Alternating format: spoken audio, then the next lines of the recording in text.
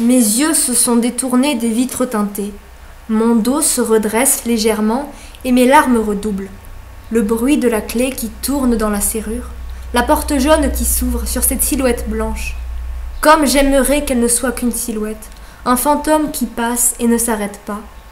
Recroquevillé près de l'oreiller, agrippé à la barre du lit, coincé entre la table de nuit de fer peint en blanc et mon malheur, je l'observe derrière le brouillard de mes larmes. Mon regard se fixe sur le plateau qu'elle porte, cet indéniable défi. Énergique, elle le pose sur la table et me regarde en me montrant la chaise, puis m'invite, phrase banale qui ici devient tellement cruelle. Lentement, pour reculer la menace, je me lève et traverse le dérisoire mètre de carrelage moucheté qui me sépare de l'autre extrémité de ma prison. Je fais semblant de ne rien voir sur ce plateau. Raison ridicule de tous ces murs. Je baisse mes yeux sur mes cuisses maigres et décharnées. En réalité, mon regard a tout remarqué. Les compartiments inégaux, modelés dans la forme, les morceaux de viande noircis, les haricots verts luisants et énormes, la platée de riz, l'œuf dur couvert de ce qu'ils doivent appeler de la mayonnaise, le pain rassis et le dessert écœurant. Elle croit vraiment que je vais manger ça? J'enlève les impuretés amassées sous l'ongle de mon index droit. J'attends, pleurante et butée. Non, ils ne mourront pas. Je veux qu'ils m'oublient, qu'ils me laissent mourir dans ce carcan, qu'ils m'ignorent et ne me torturent plus avec ses plateaux et ses menaces. Je ne demande rien, elle n'obtiendra rien. Elle peut parler, essayer n'importe quelle ruse stupide, comme chercher à m'attendrir sur mon terrible sort, prendre tour à tour un air apitoyé, coléreux, indifférent ou dominateur. Tu n'aimerais pas mieux être chez toi? Ce serait bien quand même, tu ne crois pas? Puisque c'est vous qui le dites. Pourquoi vous ne m'aidez pas à m'échapper? Dire qu'il leur faut un diplôme pour poser des questions pareilles. Je regarde mes jambes en baissant la tête. Elle a rapproché ma chaise afin que mon front soit au-dessus du riz collé qui me donne envie de vomir. Et elle a commencé un sermon méchant et stupide à propos du soleil qui brille sur les petites feuilles rousses de l'automne et de ce garçon qui restait 4 ans dans une chambre en baissant la tête sur les plateaux. Il fait très beau dehors, tu sais. Le soleil est chaud.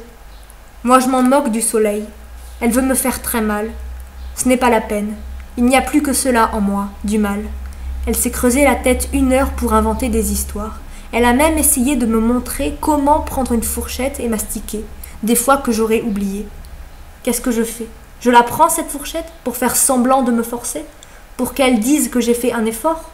Non, après elle voudra que je m'en serve. Elle pourra prendre ma main, s'approcher davantage de moi, puis je veux qu'ils sachent que de toute façon, ils peuvent faire n'importe quoi, je refuse leur sale plateau. Je n'en veux pas, ni de leur pitié, ni de leurs paroles. Ils ne m'auront pas. Pourquoi ont-ils le droit de m'enfermer? Personne ne dit rien, personne ne proteste. Ils s'en moquent. Bien bientôt, ce sera peut-être leur tour s'ils pleurent trop souvent, s'ils sont toujours tristes, s'ils n'ont pas assez faim au goût des autres, ces autres qui peuvent vous enfermer et faire de vous ce que bon leur semble. Elle m'a laissé seule devant mon plateau. Elle croit peut-être que c'est sa présence qui me gêne pour l'engloutir. Les larmes me réchauffent de leur amertume et de leur impuissance. Je voudrais lui marcher dessus, écraser cet œuf qui sent mauvais et me donne la nausée, rendre à jamais inacceptable ce qu'il me propose sur ces plateaux de prisonniers. Mais quel crime ai-je donc commis? Ai-je tué quelqu'un et perdu ensuite la mémoire? Ai-je tué, volé? Non, j'ai fait un choix. Il ne les concerne pas. Ce n'est pas eux qui en souffrent. Je suis inoffensive. Je les déteste. Ceux qui disent que je leur fais du mal en me laissant mourir. Ils ne peuvent pas savoir. Je ne leur dirai pas. D'ailleurs, ils ne m'aiment pas. Ce n'est pas ainsi qu'on aime. Il est interdit de disposer de votre personne à votre gré, mademoiselle. Vous ne vous appartenez pas. Votre corps est à nous. Je me vengerai. Je leur ferai du mal. Pire que ce qu'ils pourront jamais me faire. Me venger? Moi, misérablement enfermée, impuissante? Ce sont eux les plus forts. Ils ont les clés. Même si je franchis un jour cette porte, de quoi pourrais-je les accuser? Ils diront « La pauvre, on l'a sauvée d'une mort certaine. Elle est encore bouleversée, mais bientôt elle nous remerciera. » Ma colère s'en va et fait place à un terrible découragement qui me laisse inutile, oublié. Les murs vacillent autour de moi, comme ces manèges sur lesquels je ne pourrai plus jamais monter. Quelle importance d'ailleurs, je les déteste. Elle va revenir chercher le plateau, encore plus lourd, chargé de mon refus et de mon désespoir. J'espère qu'il la fera tomber dans ce couloir sombre. L'œuf pourri, devenu une tare irrémédiable, restera collé sur son visage. Les grains de riz entreront dans ses yeux et la rendront aveugle. Et lorsque ce soir j'aurai la permission d'aller au lavabo, je pourrai passer devant elle, en la méprisant, elle couverte de cette nourriture répugnante.